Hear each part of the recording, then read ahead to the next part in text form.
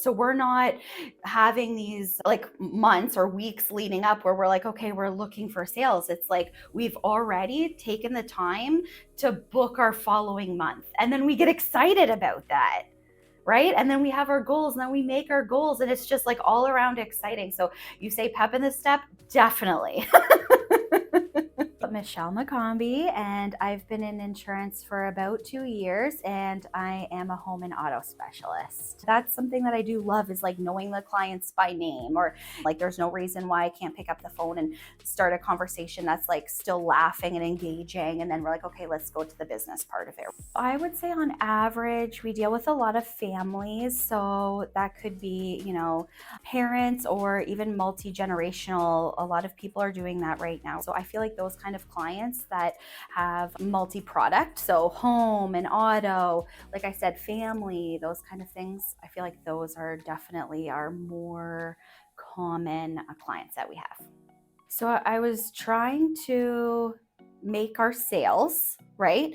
It is a sales role. Within the role is also doing a lot of policy changes, right? So it's like I definitely felt like more service, right? Then because of that, then you don't have as much time, or it would feel like there's only so many hours in the day that then you're not getting to focus on the sales, the link selling, and like client review. Any job that has to do with servicing, it's like I always feel like the customer always comes first. But I feel like what I would have to tell myself is that it's like, yes, the client, the customer comes first for something that is urgent for those policy changes.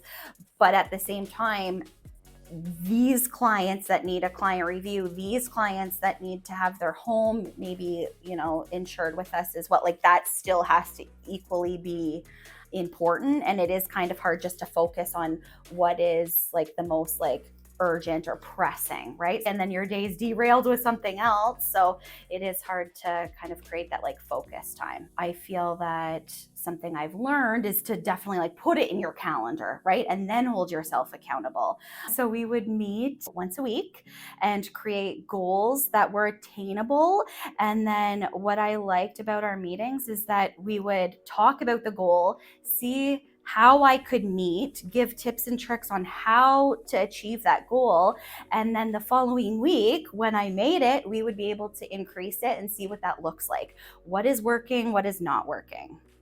By David giving me like helpful tips and tricks, I was able to, like, I put allotted time in my calendar that was Michelle time, that I could work on my sales, my outbound calls, things that are important to me, and know that the rest of the day could be dedicated to my policy changes and everything else. But being able to, again, have that balance of also what's important in my everyday role in my job. And honestly, like I smile instantly because now when we focused on our outbound calls and having like Michelle time to make those appointments and focus on my sales, that I had more time. We have quarterly goals, we've got monthly goals, and we were smoking those out of the park.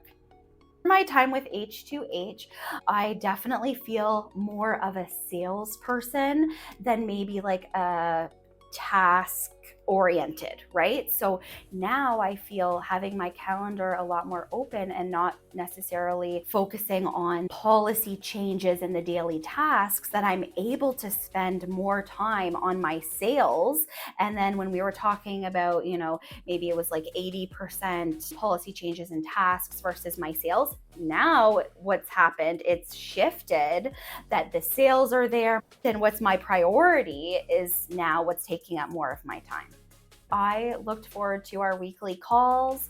I knew that you were there to support no matter what the week looked like. I think there was one week where we were down a person in the office and, life happens, things happen. And I remember maybe not having my goal 100% met, but we were able to talk it through. And what does that look like for the following week, right? And then realizing if you didn't meet that goal, it's kind of hand in hand with the sales, right? So again, it was like, okay, but Michelle, maybe this is why the sales weren't there, because you couldn't have as much focus on what was really important that week. Oh, I would say do it in a heartbeat.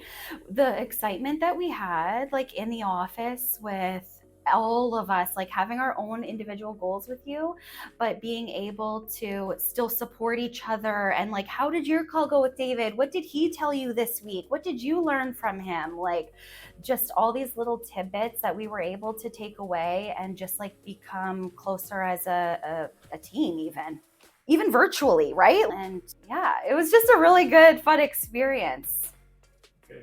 I feel that the energy in the office has changed and that we are more excited to do the work in a sense, right? Like we have seen the success of being like, okay, let's do a team blitz, right? Like, and what does that look like? Let's book the appointments. And then when we're booking the appointments, that is like creating for like work for our next month, like leads going forward. So we're not having these like months or weeks leading up where we're like, okay, we're looking for sales. It's like we've already taken the time to book our following month. And then we get excited about that. Right. And then we have our goals and then we make our goals and it's just like all around exciting. So you say pep in the step, definitely.